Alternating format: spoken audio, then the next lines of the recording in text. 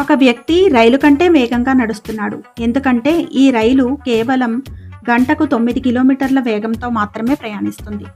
అయినా ఈ రైలుకు టికెట్లు దొరకడం చాలా కష్టం. ఇది సాధారణ రైలు కాదు. నీలగిరి కొండల అందాలను చూపించే ఓ అద్భుత ప్రయాణం. ఒకవైపు పచ్చని టీ తోటలు, మరోవైపు దట్టమైన అడవులు, మధ్యలో చీకటి సొరంగాలు, లోయలపై చిన్న చిన్న వంతెనలు. ప్రతి సెకండ్ ఒక సినిమా సన్నివేశంలా ఉంటుంది. ఈ రైలు మెట్టుపాళయం నుంచి ఊటీ వరకు 46 కిలోమీటర్లు ప్రయాణిస్తుంది. ఎత్తైన కొండలపై ప్రయాణించాల్సి రావడంతో రైలు చాలా నెమ్మదిగా వెళుతుంది. ప్రత్యేకమైన ట్రాక్ వ్యవస్థ వల్లే ఈ ప్రయాణం సురక్షితంగా సాగుతుంది.